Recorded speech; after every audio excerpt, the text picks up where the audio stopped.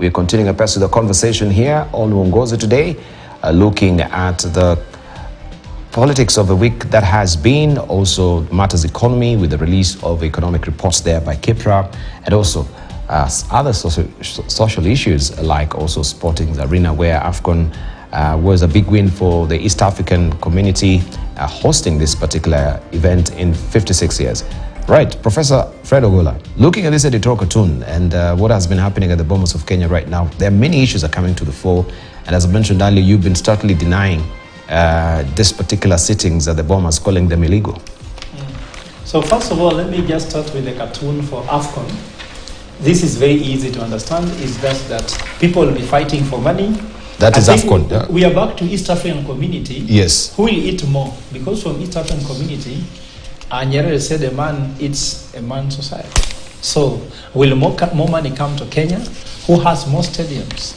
Where is more fun in football?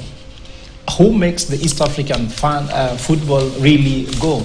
Uganda, is Uganda more vibrant? Mm-hmm. Will they put the final in Uganda? Will they put the final in Kenya? Will they put it, and depending on which finals are put where, who will get more money?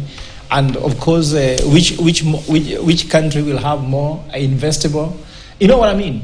Which one is a more vibrant? Kenya is the center of East Africa. Remember, some people don't know, like young people watching me, don't know why this place is called community. You know that area called community development? Mm-hmm. Do you know why it's called community? Yes, because the East African Community Office used to be there. Yes, now yes. Kenyan took it up. So all those buildings where the government is enjoying those spaces were belonging to East African community, and they never paid back the money to East African community. So this is the same thing. I think this is going to replace itself, and maybe how this is handled can show whether we can have East African community integration. I think that they can take this opportunity and find how they can advance. How will, for example, when people are moving, fans moving from Uganda, Tanzania to watch football in Kenya and the rest, will there be more customs arrangements? You see, all that, people will be carrying things maybe. So I'm sure this is a moment to take advantage on how to create, let's say, East African community integration working together. Mm. The things that could not work together, even them out and increase doing business in border thing. So, but for me, the most interesting cartoon we'll come to that, but I wanted just to still latch on this East African community and the Afcon as well. Yeah. You say the biggest ticket will be the final. So yes. Are we going to toss a coin? To find out which country will actually be hosting. Who decides? Who decides that the finals will be either in Kenya, Uganda? Because finals is where now. Or maybe everybody's cooked depending on the proposal. Because maybe the proposal was clear. If the proposal was not clear how or a criteria to reach which one, I think that, and I also like the fact that President William Ruto is the president and Museveni is the president in Uganda. These are the only two gentlemen who will fight very hard. And you remember, William Ruto always wants what he gets, and Museveni also gets what he wants. Mm-hmm. So who will get the best of the other? I think for me, I'm really looking forward. You know, Professor needs to realize that the East African community is more than the three countries. As we speak, East African community is more than Kenya, Uganda, and Tanzania. Yes. So there are more other players. There's Rwanda in it. There's DRC. Somalia is joining. There's Somalia, and there's South Sudan as well. Mm-hmm. So even Juba could host any of these. No, but the bidders were three. Uganda, Tanzania. Yeah, but you see, it's East Africa. So when it's East Africa community, it is East Africa. So let's look at it in the larger context. So the issue would be that who does what, and at the end of the day, it's about money. Yes. So who and you got to remember that Eastern Community Integration, they proposed to have East African Community Central Bank. But the debate as to the location is still being debated until today. It's now 3 years. How will they find this answer before 2027 on where to host the final? But anyway, story for another day. I'm sure Afcon might have a say into lobbying, and maybe because they have the check, they might find a way on how to do. And of course, I told you, as you say, it's bigger. Maybe what can help Ruto is who has more influence in these other countries like DRC, Congo, Juba, to push for agenda, so that if there's anything like is difficult, at least to be given to Kenya, Uganda, and Tanzania. So it depends. Maybe the lady might be get her day because she says that Kenya is so chaotic, Tanzania is more peaceful.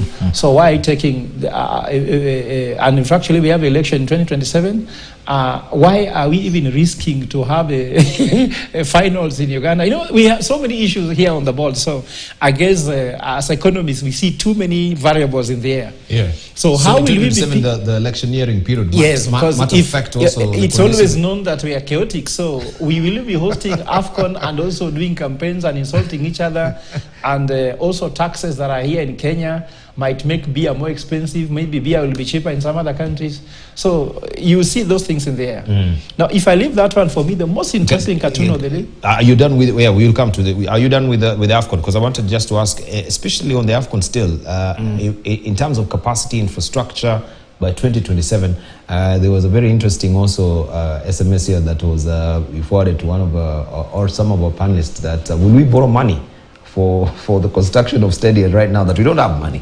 Then how are we going to spruce up the stadiums? How are we going to build up the infrastructure there? So show us the money for this Afcon. Or I don't know where the money will come from, but I know that we get money when we want to get it for whatever we want to do.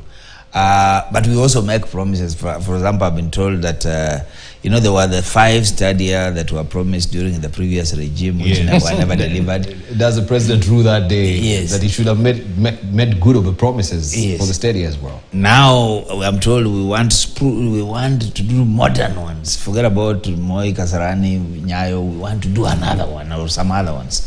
One on Ngong Road and so on. So it's okay because money doesn't seem to be the issue. The issue is what we want to do, the strategy is what we want to. If you ask me, there are ways of organizing a tournament like this that is a win-win for everybody. You can create 3 or 5, you know, various groups, and one group can be in country X, another one in another country, and so on, so that the finals then come to some semi-finals or quarter-finals. You know, there's a way in which you can organize it to climax at some point.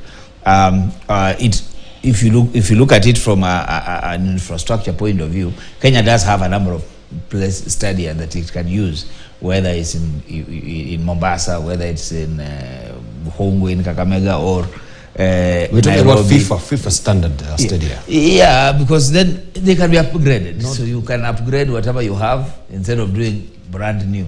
This is not Qatar, where money is not an issue. You can simply wake up and start afresh and finish. We know that we promise, but we don't deliver.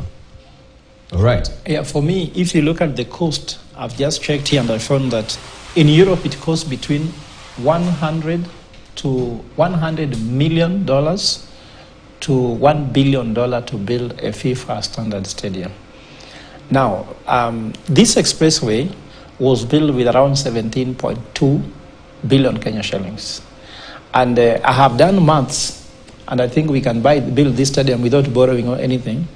And I've done analysis and found that if you just look at the cost of transporting the cabinet, it costs the country around 96.2 billion shillings a year, where the deputy president is doing 30 cars, the prime sector is doing 15, the ministers are doing 7 each, the PSS are doing 5 each, the members of the Economic Council are doing 5 each, and they don't need those things, because can you imagine if the president is going to Mombasa, 30 will drive on the road to pick him at Mombasa, then drive back. They spend 150 liters of fuel per day. The service per month is 300,000 per month each car. And if they just cut that by a third, they can save 62 billion shillings a year. If they just save that one twice, they'll build all the stadiums that's needed without borrowing money anywhere and without taxing anybody anymore. Let me tell you, Debal, this country is so rich. We just have one problem of corruption and also not living within our means. If we do that, we should not even be begging money for funding. Remember what's happening now, even connect what's happening in Bomas now. Do you know why Obasanjo is not in Bomas? But Obasanjo was supposed to be there. Do you know why these people went and put the National Accord into Parliament and illegally inserted it inside there? It's because they wanted to draw money from Parliament to finance Bomas talks. You see how much money they're spending per day. I'm sure there's controversy there about what nation said and the rest. But the point I'm trying to draw across here, 300 million. Yeah, 300 million. What is happening there is that they wanted these people to have allowances to finance this thing, and Kenya is now a middle-income economy. So when they are trying to apply to some funds, they are told, excuse me, a middle-income person cannot be looking for money while we have more problems in Somalia, isn't it? Now we have an issue in Haiti. You can actually donate some of the soldiers or some of the security persons. So what I'm trying to say here is that the country can live within its means. The only thing is we lack leadership. The day this country will be run by a governance expert who is a professional, and guys like giving us examples of Singapore when they're campaigning, and after the election they give examples of Somalia. For example, they said, you know, Somalia, Singapore was 63 years, it got to 1963 like us, we were ahead of them. Now we can take this country to Singapore. Amen, amen, in the rally. After the election, they say, oh, our power is not good, but you know, we are doing better than Somalia. Like now, the cost ease of doing business has just report was published the other day. Do you know that for the first time, Kenya is only beating Juba, like in East African community, Indeed. all of it. Kenya can only beat Juba. That Tanzania is better in ease of doing business. I'm telling you, we lack leadership, which is key here. So if you run a country where there's a governance, where there's no corruption, and there is something called respect of institutions is key. So if you look at the whole thing we are being taken through here is a circus, but going back to Afcon, I can tell you there's enough money to build those stadiums. There's enough money to do everything. Even they have been told by Chungwa that we collect 300 billion a month. If you take 300 billion times 12, that is 3.6 trillion shillings, which is the exact Kenyan budget, which means we don't have to borrow. And I've gone to court to tell people that the debt register is not even true. If you go to the consolidated, if you go to the website of National Treasury, you find that the exact debt according to National Treasury is 6.1 trillion. If you go to Parliament, if you talk about appropriation, money through appropriation is 3.6 trillion. If you go to State House reports, it is 9.8 trillion. So how can we have a gap of 3 trillion if that's not an error?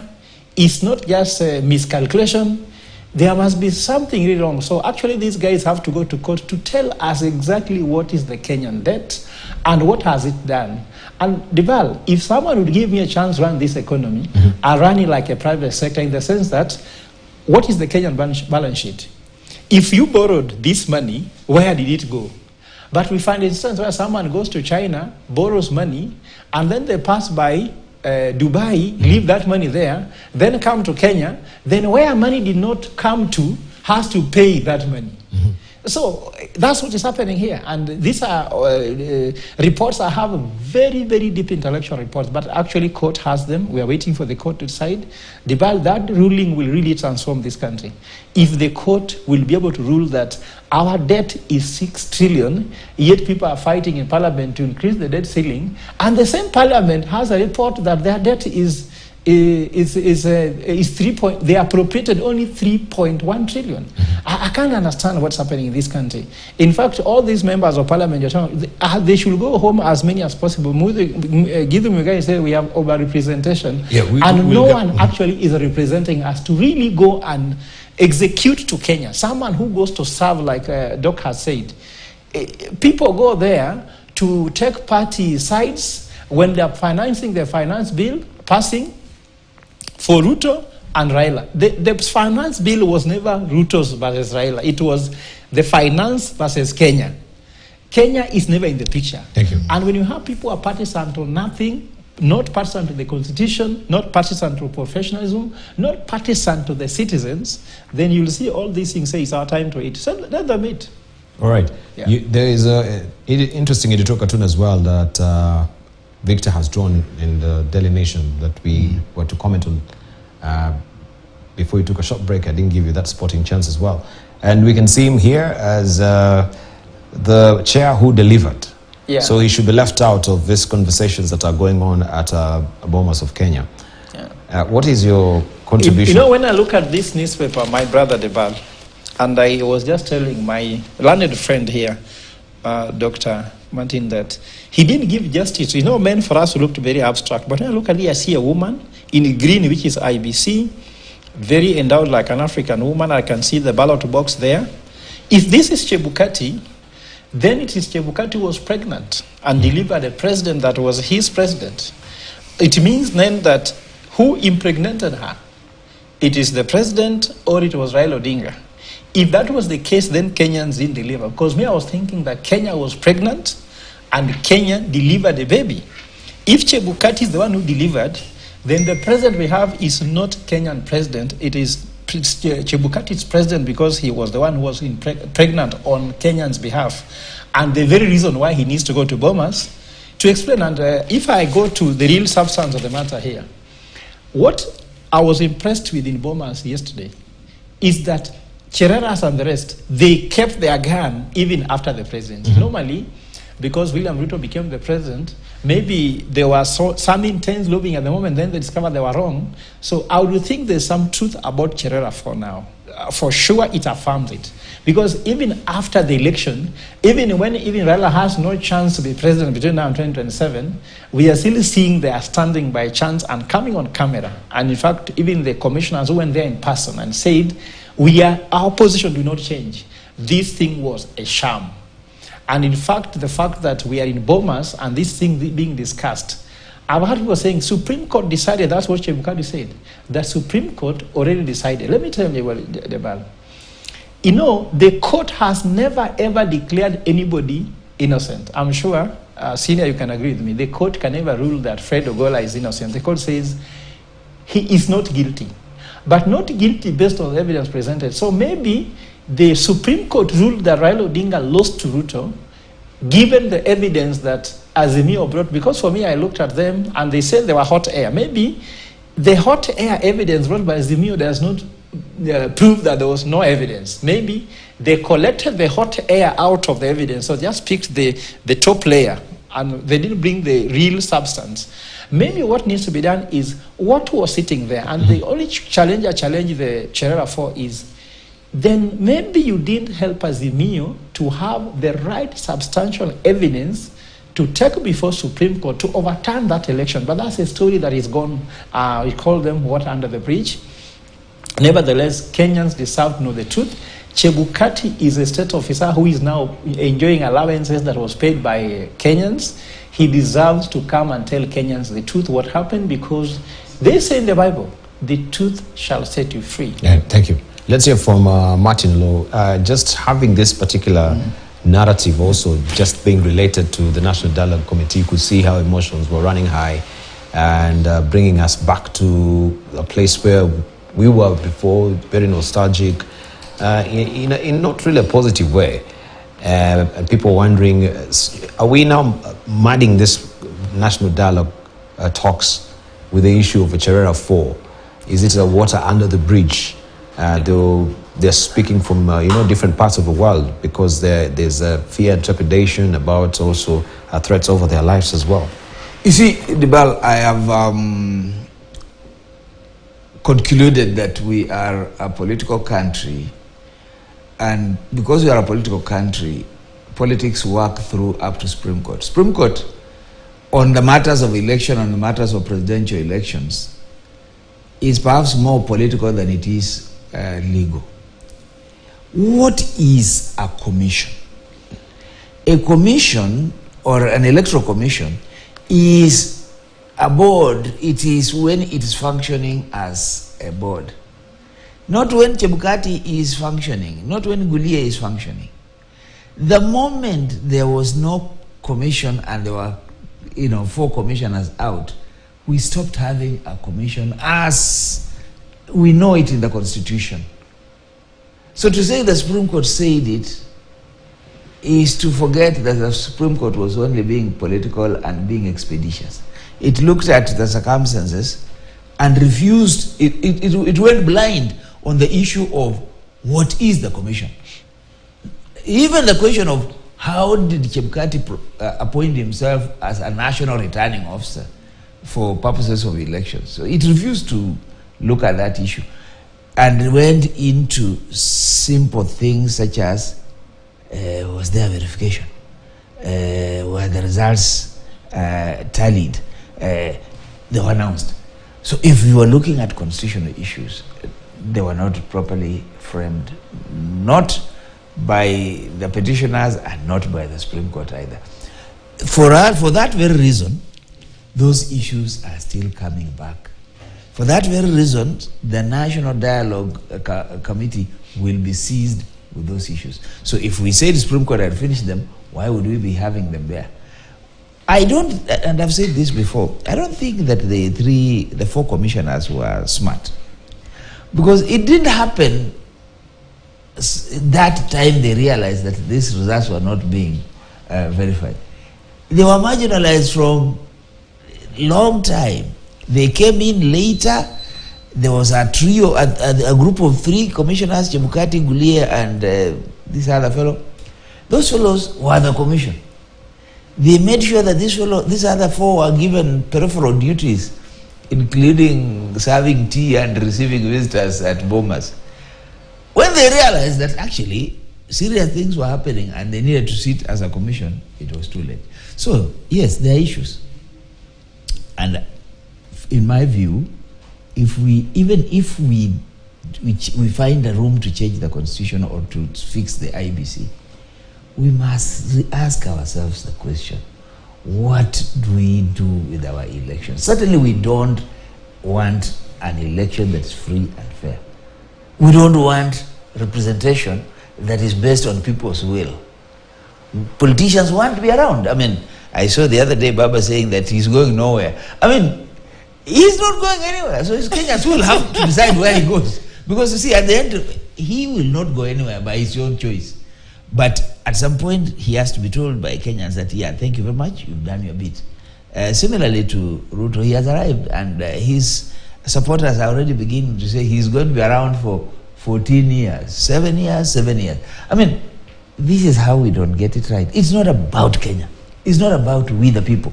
It's about the leaders. It's about the big persons, and they're busy trying to turn every process to their advantage rather than to the Kenyan people. I have said we need to revisit our electoral system. I have said even this 2/3 gender thing that we're talking about, unless we look at the constitution and open it up again, we will not get 2/3 gender out of an election. It can't. We are now here, 3 men. You can be told you are being unconstitutional. And this happens, even the cabinet as it is today, it is not having gender. And an electoral process where you are subjecting people to an election surely cannot give you an inclusive process. So we have to rethink it, open it up, and if this national dialogue is the place to do it, let's do it. But certainly, we do not have the goodwill inside the constitution or indeed in our judicial system to be able to ensure that we are representative, we are fair, and we are just politically, economically, socially, because these are issues that our constitution is anticipating, but some of the framing is such that it cannot be achieved the way we are structured. All right, so if you just allow me 1 minute. Yes. Please. First of all, I don't believe Raila Odinga got justice in the Supreme Court. I believe that the supreme decision actually ended up being a pedestrian decision. Because even by framing, I asked myself, how can 7 people agree on 9 issues unanimously? It has still baffled me. And lawyers with a different legal orientation, there must be something that happened so wrong in Supreme Court. But because I don't want to abuse the court, because I go there most of the time, they might imprison me, I would just want to state categorically that when I heard some things about, Raila didn't have agents. Let me ask you, my brother. IBC, with all the budget they have, they can just allow someone to manipulate results because someone does not have an agent. Having an agent is a buffer, and it's not necessary for someone to have justice. How many agents did Wajakoya have? How can we have an electoral system? Because running for election in Kenya is like it's just more than military operation. 1, you are a candidate. You have to convince people. 2, you have to ensure that people vote. 3, you have to ensure you guard your vote. So what is the role of IEBC? For me, there must be some very pertinent question that must be asked. When there's IBC officials in a polling station, can you just allow anything to happen because you didn't have an agent? Does IBC have a role to have integrity of the electoral system even without agents? If you go to places which are developed nations like the US and the rest, people don't have, can you imagine 46,000 polling stations? If you have to have 3 agents for 3 days because they must be there for 3 days, when they are being paid something like 5,000 per day, can you imagine that cost of election? And who is financing it? And that's why there's corruption in government, because even for you to guard your vote, it has become too expensive, even to win an election. Are you to contest the election or to ensure that also you win the election if actually you won? So according to me, when I said people blaming Raila on newspapers, that why didn't you have agents? That is not how we should run our country. Everyone who knew that election is important for a country, why don't other people come to help, really? Guys, do the right thing. Just do the right thing. Must you do the right thing when you're being watched? You should do the right thing no matter who is watching. You are who you are when you are alone in your bedroom. If you can do something wrong because no one is seeing you, that's the person you are. And according to me, we need to change that. Another thing which I would like to put as a point before you here, go away from that one, Prof, let's agree that our elections are a source of theft, and that's why agents are necessary. Because if you don't have agents, then somebody is going to take advantage of it. That's number one. Number two. That's why he's saying that we should bring integrity to bear. Yeah, even in those but I'm honest to admit what our problem is. That's why agents becomes an issue. So first, let's sort out the problem. Elections are held in 5 years. Who is IEBC? Who is that officer that handles the election? We have been told elections are handled at a polling station. Who is this person who is accountable and therefore whose integrity we can want to ensure? Dibal, a polling station is manned by a presiding officer.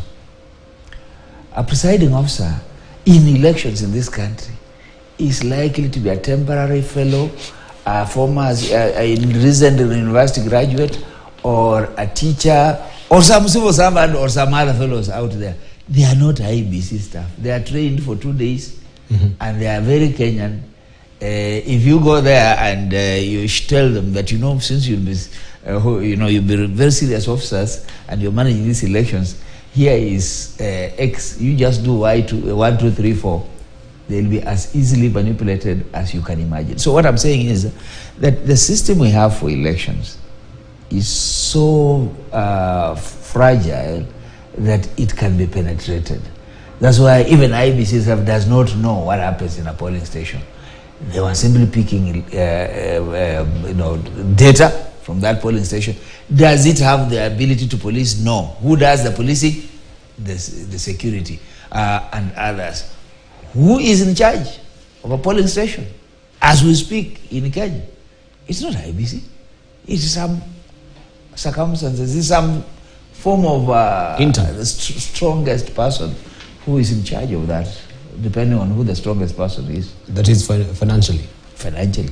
Yeah, because if you can deploy your agents in every corner, and if you can have the security apparatus close their eyes, and everything around a polling station could go your way. You win the day. Yeah, you win the day. So this is our reality that and that's why our elections are not. Yeah, it's a sham if you look at it, because at the end of the day, there's no free will.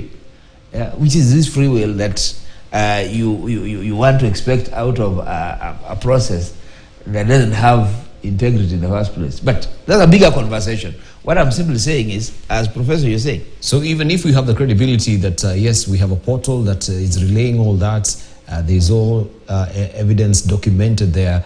If you garbage in, you'll garbage out. Garbage out. So if you garbage in from the polling station, of course, where we have the presidential or the presiding officers there compromised, they will of course feed into that system, and that is what is going to reflect there. So in terms of verification, forensically finding out if this is a germane, correct data that has been fed into the system, then that is a bit wanting.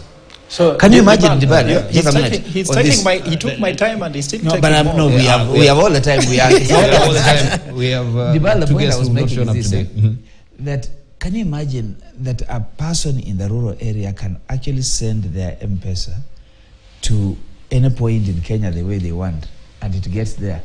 Why don't we trust that person to vote from where they sit using their phone? Because we want to control how this happens. That's why we want to take them to a primary school, a booth, and so on. Because it is possible today with all the phones and all the technology we have, the mobile, elections can be a matter of 1 hour and the results are in. Why do you want these elaborate processes that are so expensive, and IEBC wants more and more money? If you ask them anything, they tell you billions and billions. Why is it so? Fred, you're back. I'm back. Devan, let me just belabor this point that, according to me, after I finish the point that election needs to, IBC need to run a credible election and not pointing at the roles of the candidate. I've just done calculations. If you want to run for president, to ensure that you have all the agents, for example, people have to take bathroom break, you have to have at least 2 people there, then some are replacing them at each time. You have to have 3 agents for every polling station. You have to spend 705 million shillings just on agents. Who can run for an election? Somebody like me, if I'll be running for an election, where do I get 705 million shillings just to pay agents? Yet IBC has 46 billion shillings budget, and they cannot be trusted. Did you not see IBC official failing votes? I don't know how many pages. There were too many suckers in IBC that I don't even understand how the Supreme could not see it. They just closed their eyes and ignored. Then second thing, this advice to Raila Odinga. When you bring people like Cherera and those people, how they were talking after the election, and they discovered 3 minutes to the time when the presidency was supposed to declare, then they go for a press statement in Serena. Please, when you want to win a race as a horse, have horses who are protecting your race. But if you get donkeys, then this is a donkey results you get. This is from your advisors to the closest friends of yours. I have met Raila's closest friends who are the one bashing Raila how he lost the election. And his closest people, I cried in tears. Me, I was not close with Raila.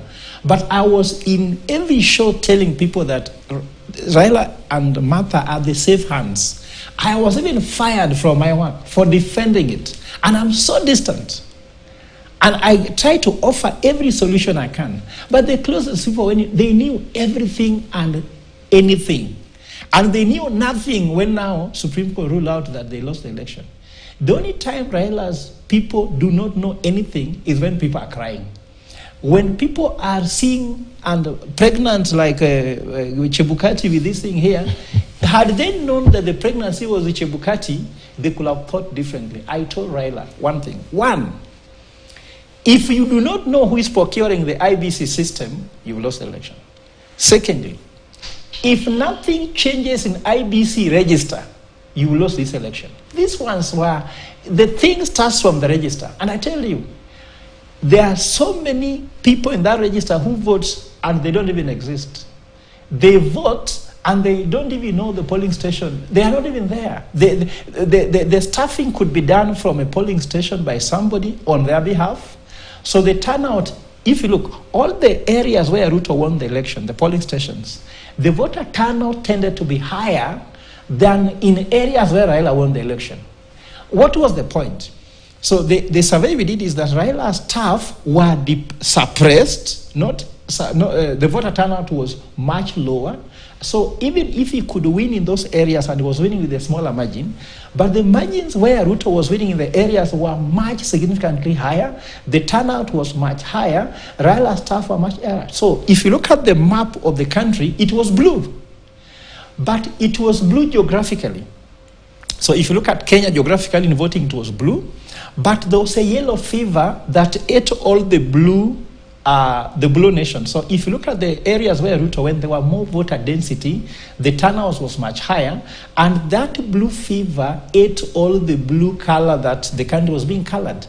And I'm asking myself, was this systematic that all the areas from Mombasa, he won in Mombasa, you look at the counties where he won, but the voter turnout was much lower and was suppressed. So that's what chipped away. So his staff were chipped away by Ruto. Then the areas where Raila won, Ruto seemed to be closer to him than where Ruto won, Raila seemed to be far from Ruto, where Ruto won. These ones were systematic, and if you look at those numbers, somebody must have sat down with the curriculum, with their algorithm, and determined them. They were so precise to be a coincidence. As an economist, when you see too many coincidences in area, you can see a pattern, you raise a flag. You raise a flag, there's a pattern. So I can tell you for sure, Raila needs credit. The last point I have to make, and seeing that this is the main problem we have, and that's why we should not waste time.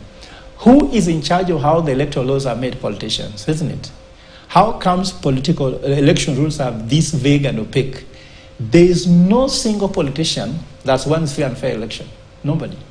I can tell you, as you sit here, even if you bring Raila and Ruto and sit down and tell them, we want to have a credible election, they look at you and wonder, you must be mad. Do you know why? Everybody wants election system they can manipulate. Raila wants to get some MPs in Nyanza that he's the one who wants. And he wants to control. Ruto wants to have the same. But they don't know that as you are trying to get MPs for yourself in Mount Kenya or wherever it is, you are compromising how you can win the presidency. And that is something which Raila knows. Raila knows how you can manipulate election. He has run 7 times. No, let me say 5 times. He's run, but he ran 7 times because he was running for Kibaki. He actually was overseeing an election for Kibaki, which was a great thing. Raila can be in charge and run for somebody, but I don't know what happens to himself. So here, what I'm trying to say in short, there is no politician. Every politician starts by saying, how can I steal an election? I met an advisor one day who advised an election. He tells me, every politician must tell me how they are going to steal the election is when I can advise them as their political strategist. And everyone starts by saying, if I can't steal, then how can I win? They don't start by saying, if I cannot win, how can I steal? They start saying, if I cannot steal, then how can I win? So because of that, all these politicians know it. Even me, I was running for member of parliament in Kenya. People ask you, Fred, how will you steal the ticket? If you cannot answer that question, even no one will be with you because they know you are going to lose. Debal, where do you come from? Go run for MP. You'll hear a mama mboga, a boda boda, one of the most junior person you can ever meet in your constituency telling you, kama hauna vile unaweza iba hiyo tikiti, wachana nayo. You're wasting your money and time, my son. You just go back to KTN. We love you there. You're performing. You told me, Professor, you go back to class because you taught my daughter. They can't forget what you taught them. But these things that you're trying to look for audio ticket here, kama ujui vile utaiba hiyo ticket from Karen na wiki chini ya bed, wachana nayo. And because that is the fact, ODM is the largest company in Luo Nyanza. If there's any company, tell me. Isn't it? Which means Luos have invested there more than anybody else. But if you go to Mount Kenya, there's Equity Bank, there's Centum, there is Transcentury, there's Family Bank. You can name those big corporations, isn't it? Which means Luos have invested heavily in ODM. Nomination for ODM is the most mismanaged ever. But not just mismanagement, damage control after mismanagement is the problem. Because you see, Ruto, when I told somebody, you are running against Dr. Martin. Can you please give Dr. Martin something to eat? Yini apoe kidogo. He was doing that and doing a lot of damage control, bringing these guys together, the great hands. But Raila says, mimi ni akuna, shachukua, sasa mimi sijui. So I'm trying to say that the organization around Raila before the election, before nomination, as somebody is saying that nomination will determine the outcome of the election. How you handle your nomination might just make you win. So if nomination cost Raila 700,000 votes that slept in Luo Nyanza, and he needed 200 just to even ask for a runoff, isn't it? Don't you realize that some of these things are self-inflicted, isn't it? Party issues. So Raila needs competent people next to him. And I don't think he's changing them. And I had one of the most unfortunate statements after the election. He was telling Ruto, one of his demands, return the Cherera fund. I said, really? these people who even could not tell you that things are wrong, they were just taking tea, like Doc is saying, they were busy welcoming guests. Yet the election was taking place in another room somewhere, and then they said they were given household chores in IBC. And they said now, you're telling them, return them back. Right. But it cannot work. But the question of especially this information coming from the left side for the Cherera 4 should not really arise right now, because even myself, I remember calling one of the commissioners a month before the elections, after reading some report about the way there's this marginalization and how they're bereft of some very critical, inputs within IBC from the procurement processes. They are given those, house chores that you're talking about. And I asked him, is this report? And I remember reading verbatim from that particular report where it is reported. And I asked him, is what you're hearing that I'm asking you true? They said, yeah, 70% is true, but 30% is not true. Then I asked them, how then are you going to run this election if you're not running as one body? And they said, these are politics, but is it a good time for you to speak out if these things are happening within IBC instead of waiting to go for the elections? And they said, some of these things, there's a bit of a challenge, but we are working on it, I'll get back to you. He never got back to us. Only later now to see the press conference as well, because these things were simmering. Yeah. And as a journalist, I wanted to know, is it true that you're being marginalized, you're not privy from this particular critical information and all these things that were coming to play out in the public gallery? Dibal, give it to critical Ruto. day. Give it to Ruto. He's a shrewd organizer. Shrewd organizer. Ruto captured part of IBC long before. But you don't have any credible evidence, that will be... let me put it this way. That will be very... let me put it this way. Incriminatory of you to say that. Let me take it back. Ruto saw through the IBC and also through the scheme that both the president and Raila were doing, Uhuru and whatever.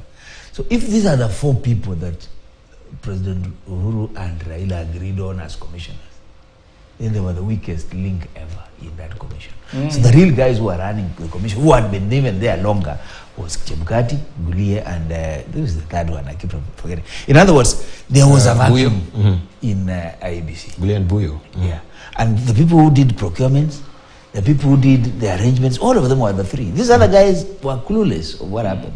So if you were running against these people, you could see through their weaknesses and you work out your system. So basically, he was running against the president and as he said it himself, and his candidate. The point for me is that if these people had, and that Willie says this, if these people had this system and they could not even safeguard their vote, how do you expect the current government, that one from outside, to actually not be able to protect their vote and so on? Yeah. And Ruto said it a number of times. Do you think somebody can steal votes from me?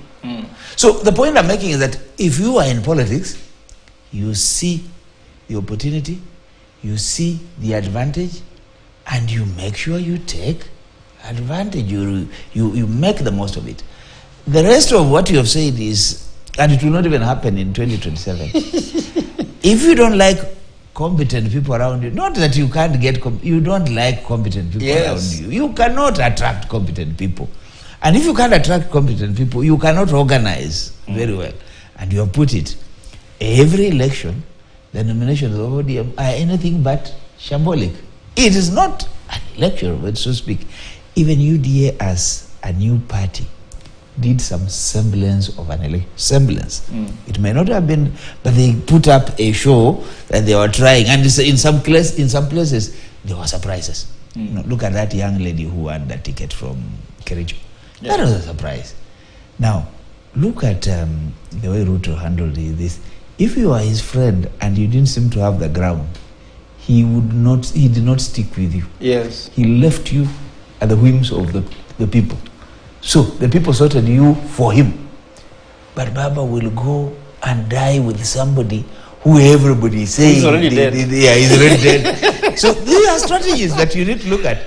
And so when you look at generally, Luo Nyanza, and look at MPs, and look at even governors, and look at performance of the so-called performance on account of development and so on. Generally, you would expect that Baba, who speaks of devolution, that most of his areas would be very high up, not even in terms of voter turnout. So what is this that he's then good at. Somebody has said, maybe he does not want to be a president.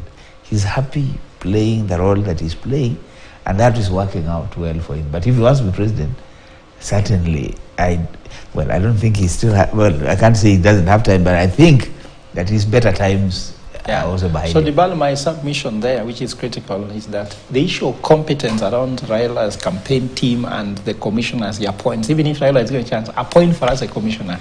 Even if Ruto will tell him, will he appoint the right competent people? And he says, if you don't like competent people, you can't attract them.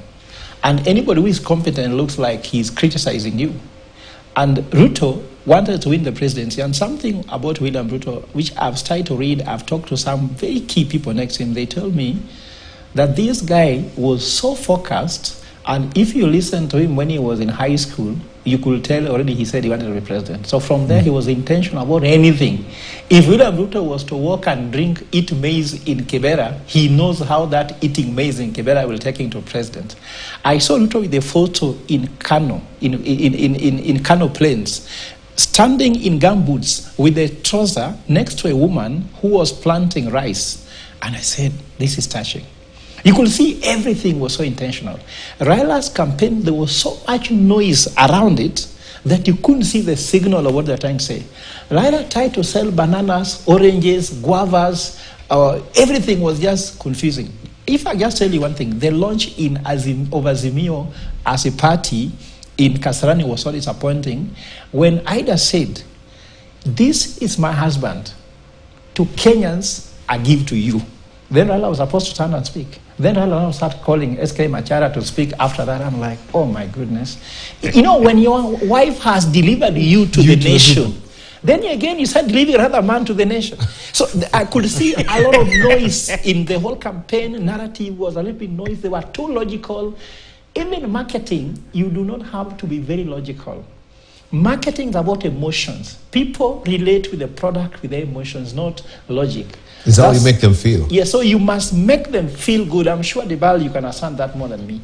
And then when I was at Bomas, this guy who was the head of Raila's agent, Kanchori, we sat with Kanchori when results were coming from Kiambu, and I saw 10,000 votes that was going to Ruto, and I could not justify how they were telling from the constituent. Asked Kanchori, something is wrong. Then he opposed to me. Eventually, this guy who was working for one of the TV stations, his name is called Obran Kimani. We did months, and Obran raised that thing. Then it was corrected. But when I told this guy, Bana, with these errors you're seeing here, if we have justified, for us, you're seeing, what I do think are the errors? He told me, Fred, don't worry, we have intelligence, Baba has won. I say, we are in Bomas, we are seeing agents coming with verified forms. We are seeing agents coming from every polling station, every constituency, returning officer are coming with forms, and they are outlaying them here. Can someone sitting in Nyati House know how we are winning or losing the election more than somebody sitting in Bomas? The results will be declared in Bomas, with the results in Bomas. We are sitting here and we have intelligence. For example, if I call you, Dibala, and tell you, I'm in your house is on fire, then you tell me, Fred, I have evidence that the fire has gone off, and you are sitting at KTN. You should be out of your mind. So the incompetence around even the candidature of Baba is a big issue. But I'm trying to say, if he has chance at all, do you think he's ready to change it? That's for me the question. All right. No. And for me, I don't think he's ready to change, because he looks to be very loyal. When he is fallen in love with somebody, he will defend them, even if it's logically clear that that person is wrong. That's why he sticks with a friend who is making him lose an election. And I think that's what should be changed here. But at the same time, these things now, when you go to the issue of wanting to run again, and Luos have been waiting for I don't know how many times. For me, I think that there should be a very serious discussion about his running. I'm sure that Azimio might actually have some challenges if he's running again. And I think that also is strategically important, by the way, Martin, and I can tell us a strategist, all the people in Azimio must say they are running. It's strategic. Because immediately someone says they're not running, the ground shifts. So to keep every ground active, Baba should always say he's going to run. And then Kalonzo should say he's going to run. Martha Karua should say, I'm going for presidency. Peter Kenneth, everyone should say they are running so that their basis remains active. Then in the end, they can say, I have kept my base, now I'm giving to you. But if you say you're not running, you know, in Kenya, once you say you're not, after 2 days, people have forgotten who you are. Even if you walk, they don't even recognize you. Fred, let us not underestimate the man in power today. This is not the guy you're going to say you want to send multiple messages around. You are either, because you see today, he is on 2027, and whether it's this political machine, the UDA, everything he's doing, he's on that side. So if people are waiting to figure out, I think there's something you've said. Baba needs to decide, or generally we need to see whether there's really credible opposition to this president. In fact, he says he wants to organize opposition because he wants to be opposed, and I laugh about it. Because nobody ever wants to organize opposition against himself. It's a political statement. It's a political statement. Yeah. The point for me is that are we going to see anything different? Out of the national dialogue, maybe if we get some kind of good compromise or good understanding on the constitution, maybe. And I'm saying maybe because as long as political interests are playing out, we will not likely approach this constitutional debate from an objective perspective. If you look at any constitution or look at generally how strong and good constitutions have been made, they have not been made by politicians. They've been made by intellectuals, people who are experts, people who have an idea and a philosophy. Look at the American James Madison and that. When they were making the constitution, they had a history and they were looking forward. Indeed. But not political players. Right, even as we discuss IBC, one particular issue is the boundaries as well. We don't have any commissions or commissioners instituted there after the exit of the three in January, and of course the resignation of the chair of four. And there is a looming crisis, a constitutional crisis. Some also of the constituencies, they are lacking leaders after the demise of some of the legislators, MCAs and MPs as well. So what does it really portend? We have 67 MPs to lose seats. A separate bid to reduce constituencies to 100 is before dialogue team, and this also is being steamrolled by the ex-Attorney General Githu Muigai, who is saying we are not making any lick of sense having this huge number of legislators. We should scrap the women rep seats, and also we should reduce the number of counties. And this is flying in the face of what also is before the National Dialogue Committee, that we should be increasing 11 more counties. We take a short break. You're watching Uongozi Today, where we keep them honest.